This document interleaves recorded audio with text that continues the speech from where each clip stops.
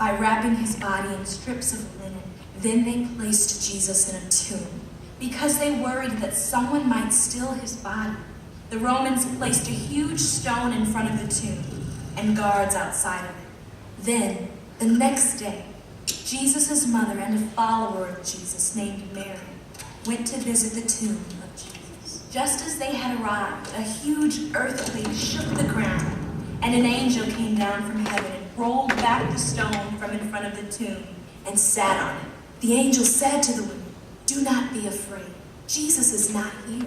He is risen." So the women ran to tell Jesus' closest followers what they had heard. When they heard the news, Jesus' disciples, John and Peter, ran to the tomb to see for themselves. There, they found only the strips of linen that Jesus' body had been wrapped in. Mary, the follower of Jesus, stood outside the tomb crying.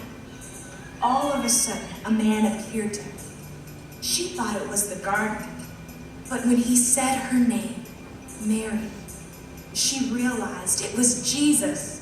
He was alive. This was the first of many times that Jesus appeared to his friends and followers.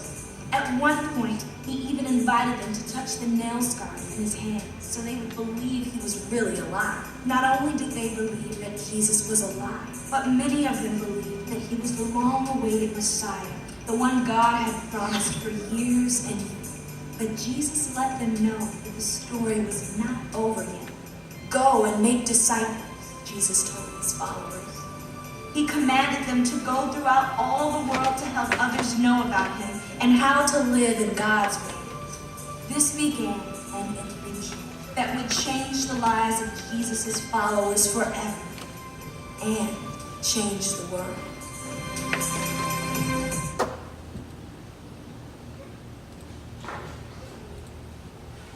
The only time we're going to show that video, because we're not having Bible study this next Wednesday, so you're privileged to see it. A number of years ago in my past life, before I was pastorized, I was a stockbroker. And new stockbrokers, I became a stockbroker when I was like 28 or something like that. New stockbrokers are put in some type of training program, like about 3 months, and then you spend a month in New York City learning all that stuff. So my friends and I went to New York City.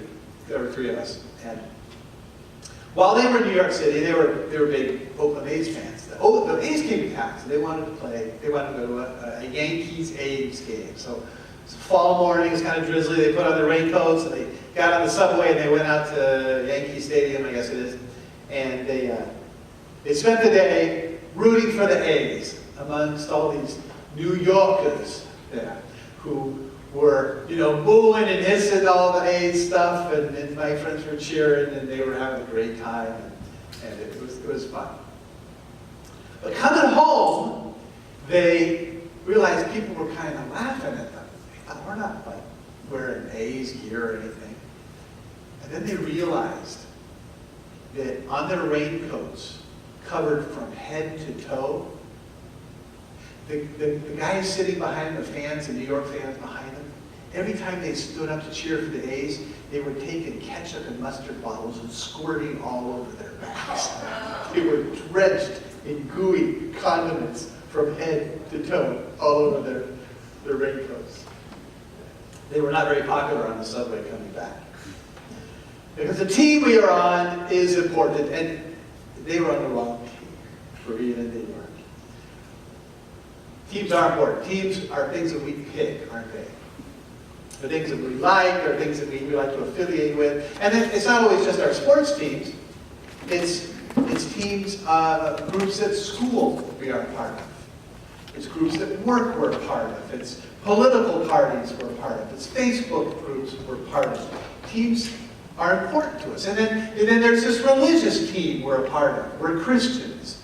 We're Muslims. We're Jewish. We're atheists. We all have different teams that we kind of affiliate with our belief system. Then if you're a Christian, maybe you're a Lutheran, or you're a Presbyterian, or you're a Catholic, or you're a Methodist, or you're a First Norwegian Reformed Church of Western Orthodox Catholic Brotherhood. I mean, there's a zillion of these things, right? Then sometimes teams are not things that we pick ourselves. They are given to us. Now that's great when Stanford calls up and says, hey, we picked you to be on our team. We're giving you a scholarship. Or the community calls up and says, hey, you're the volunteer of the year. We're going to have a banquet for you. But then it's also not so great when somebody else gets the other job. When somebody else gets the luncheon invite. And somebody else finds out there's a new group forming, but you weren't asked to be in it. When the kids go to some other family member's house for some holiday and not yours. So being selected, being in a group, it's important, isn't it? It tells us who we are. It tells us how important we are. It gives us our identity. And it's always been this way. If we look 2,000 years ago, back to the place where our faith comes from, we had the Samaritans and the Jews and the Romans and the scribes and the zealots and the Essenes and the Sadducees and the Pharisees and the nationalities. We had everybody in some group somewhere with some identity, knew who they were. And then something happened. Then this Jesus guy showed up. And he said, there's a new group forming. The God that created the universe is putting together an entirely new group. In fact, he's putting together a whole new league. And he wants you to play in it. And he asked all kinds of unexpected people to be a part of it. The rich and the poor, the educated and the illiterate, the Jew and the Gentile, the Samaritans and the vegetarians. Everybody. He offered a place on that team. And he said, come and play because things are different now. See, Jesus came and Jesus was good. And he came into a world that was not good. In fact, he came into a world that was so screwed up it was just really evil. And it was so evil that they looked at Jesus the good and they thought he was bad, and so they killed him. And that was not good. Destroying the God who came to love people. And so God said, I'm going to do something about this. And he said, I'm going to create a new heaven and a new earth. And I'm going to fill it with people who can know the joy of what it means to live without suffering, without hurt, without worry.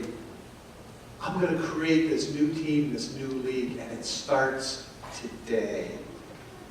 So after Jesus came back, he came back as the very first one on this new heaven and new earth team.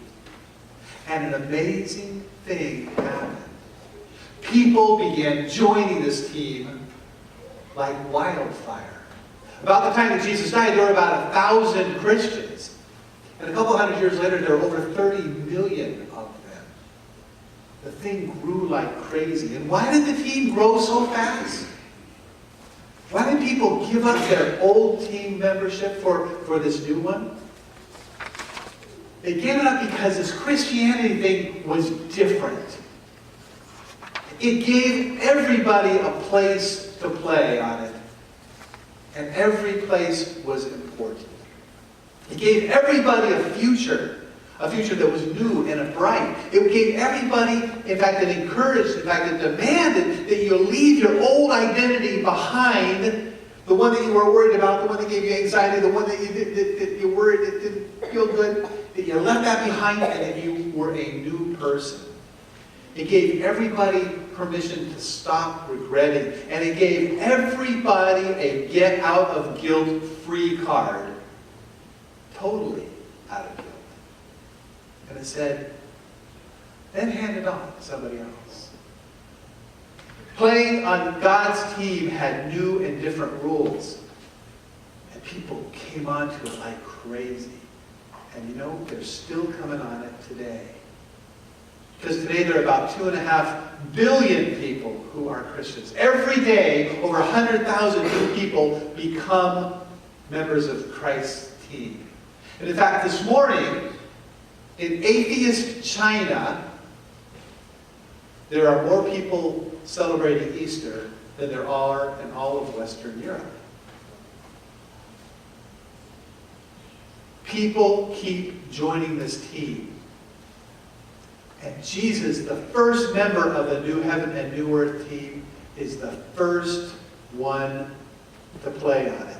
And he says, come and be a part of this. I want you to be a part of this thing. And he chooses you. If you go to church every week, if you go to church once every 3 years, he chooses you. If you go to temple, if you go to mosque, if you go to work out on Sunday morning, he chooses you. If you did something in your past, maybe something really horrible that you are sure keeps you off the team, he chooses you. Because Easter is about everybody. Easter is about the fact that Jesus came and he died and he came back to call us onto this team. Regardless of whether we're in the church, out of the church, spiritual but not religious, religious but not spiritual, strong in our faith, horrible in our faith, God is constructing a new world. And he called Jesus to start that process and call you to be a part of it. He says, my team is not complete without you.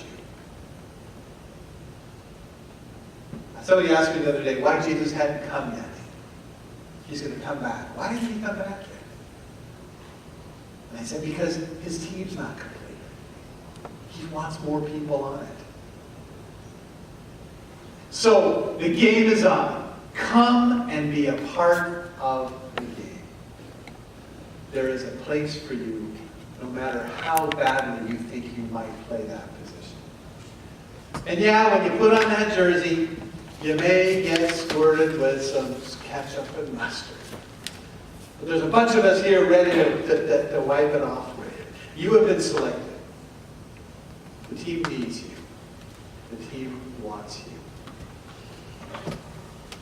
He's risen. He's risen indeed. And the game is on.